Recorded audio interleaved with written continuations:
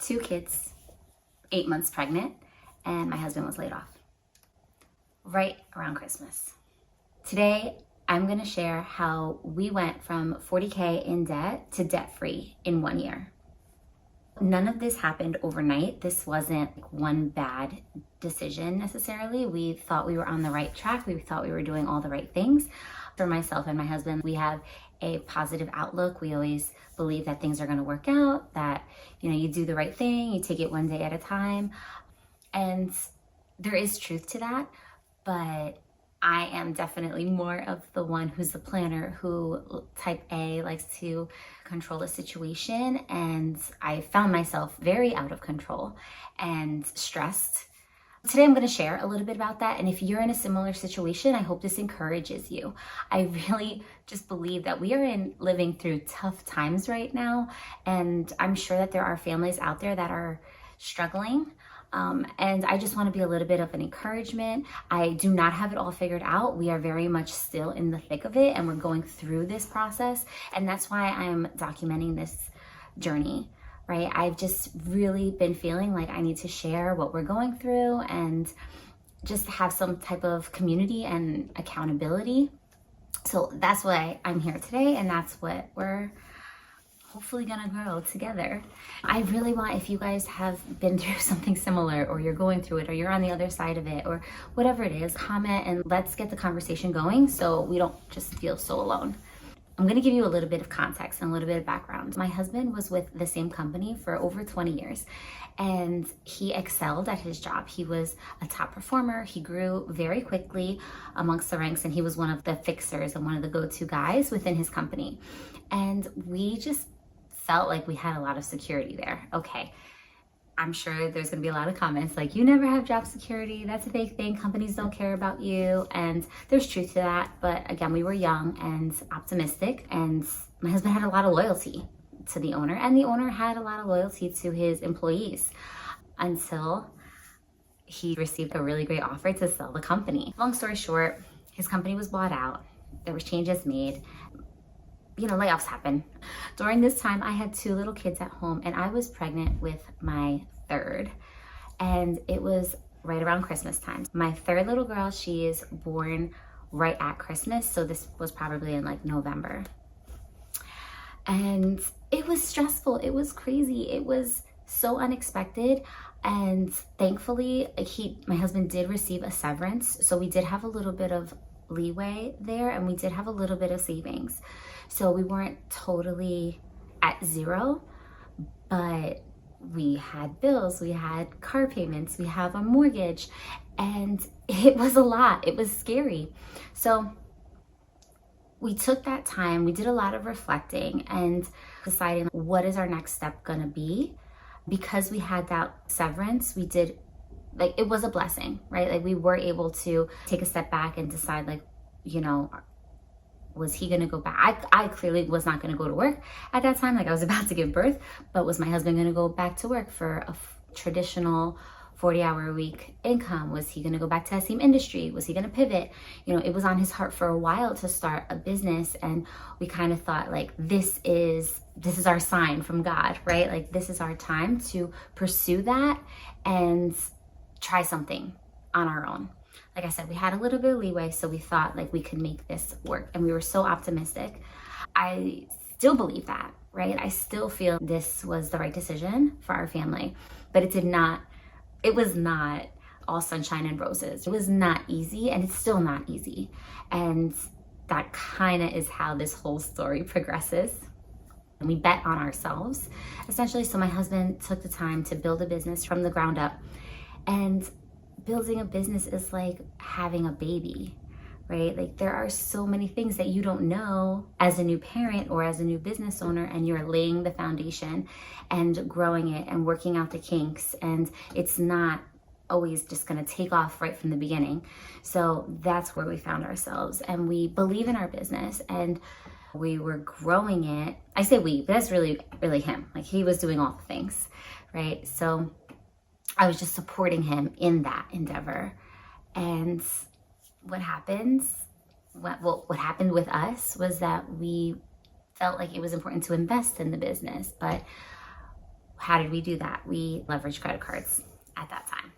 So we put some money into the business, but we put it on credit, and that was such a slippery slope. And if I can just compel anyone who's like thinking of starting a business or wanting to bet on themselves, go for it. If that's what's on your heart, do it. But I want to caution you to try to do it in a smart, safe way. And this is just my personal experience, right? Everyone is so different. Everyone's risk tolerance is very different. I am the type of person, I've learned over the years that I don't have a very high risk tolerance. I like certainty. I like to feel in control. And during our experience, I felt very much out of control. And that did play a factor in the stress level in our household. So anyway, we didn't pull the boat in, right? We took that leap, and it ended up resulting in credit card debt. This was mostly business related expenses. We did have money coming in, like I said, but I found that it was like a fear mentality. I didn't want to just deplete all the money we had in case we didn't know when the next paycheck was gonna come, right? Like, we were living this cycle, and we still had a mortgage. So in the back of my mind, I'm like, okay, well, our other bills, we can put on a credit card, we can handle the payments, and we'll have that money there to get us through for another month of like mortgage payments. During this time, we also were looking for other ways to bring in income because the business wasn't profitable. It wasn't taking off the way we had expected. So we were in hustle mode, and we tried so many different things. We've tried selling plasma. We did Instacart, grocery delivery. We did Turo. And I tell people that, and I feel like on YouTube, most people know what Turo is, but in my real life, I've mentioned Turo and people are just like, what the heck is that? So if you're not familiar, Turo is like an Airbnb for your car. So you actually rent out your car to local people who, instead of going to Enterprise, they would come to you and you would, rent out your car. So it could be for a day, it could be for an extended amount of time. We had 2 vehicles and we really were hyper local. We didn't do a lot of driving, especially since my husband's business was based out of the home. So we were able to do that and generate significant income for our family, and that really did help us. If you're interested in learning more about our Turo experience, there were positives that we got out of it, and I'm so grateful that we were able to do that, and it floated us during that time.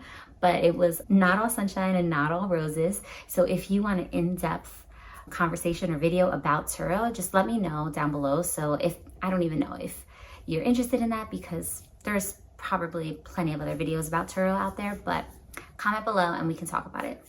We hustled. We did so many different things to just cover the bases. We tried to bring in at least a certain amount of money every month that we could make it to the next month. Month to month is exactly what we were living. And I just knew that this was not a cycle that we could continue on, because the interest on the credit cards were growing faster than our business was growing and faster than our side hustle income was growing. One day I looked up and just felt like, okay, I need to do something more. I decided that it was time for me to make a drastic change and make a decision to help support my family in a bigger way.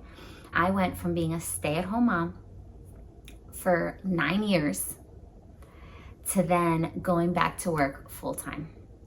And that's where I'm at right now. Once I went back to work full-time, that looked very different for our family. We are a homeschool family of 3. We do have the baby. Now she's a toddler. Homeschool for her, it looks very different than the other 2, but our other 2 girls are older and they're very much in the thick of learning. So I stepped away from their homeschooling, but that was still so important to our family, and I did not want to give that up. So instead, we pivoted, and my husband is taking over the homeschooling. He teaches the girls. He works 5 days a week, part-time, outside of the home.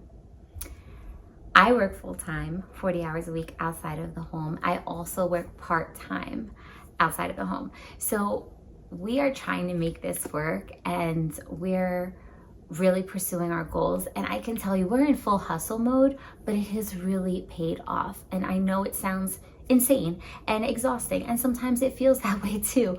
But for us, this is what's worked for our family, and we've tried different things, and all the side hustles don't happen simultaneously all the time. We'll do different things at different times, but that is how we were able to dig ourselves out of that hole that we found ourselves in.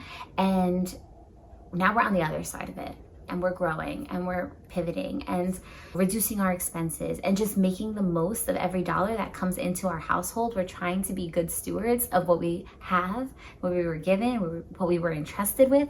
So this is just a little insight as to what's been going on with us.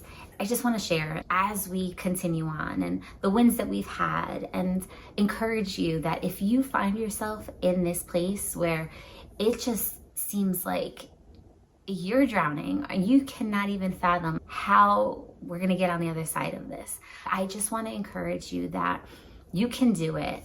You can do it. You might need to take a step back. You might need to change what you're doing. You might need to sacrifice. I'm pretty sure there's definitely going to be sacrifice that's involved.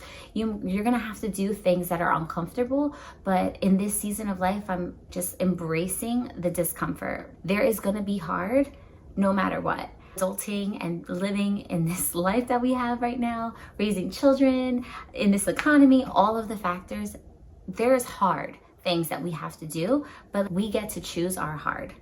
I think at this point, we can push through and cut out some fun things and sacrifice some budget and work harder and work longer hours and put in more work to get on the other side of it, where we can see the fruits of our labor. Or the hard is going to be sitting back, trudging through, maybe leaning more on the credit cards and just resolving ourselves to, oh, this is what it is, and I can't do all these things. And then it's going to be even harder later on as that debt snowballs and gets out of control, or it really just feels like I can't get ahead, or I have to file for bankruptcy, or I'm going to have student loans for the rest of my life. There is hope on the other side of the hard that we choose. I think I might just leave it here for now.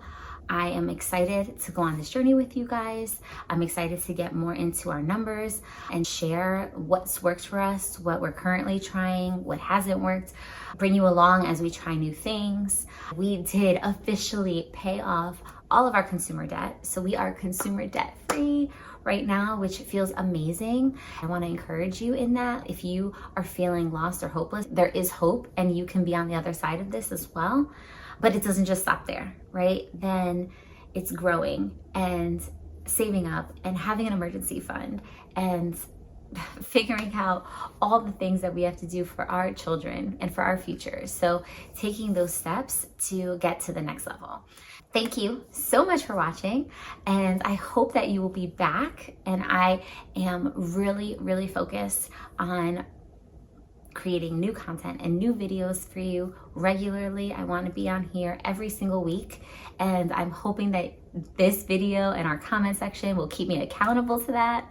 With homeschooling and 3 kids and all of the things, I want to bring you along because I'm at that stage of my life where I love YouTube so much. I've learned so much from YouTube, and I really want to not just consume all of this great information. I want to be on the other side of it, where I can help someone who feels helpless or lost or just bored, right? And you just want something fun in the background. So join me, and I hope you enjoyed this video, and I will see you on the next one. Thank you. Bye, guys.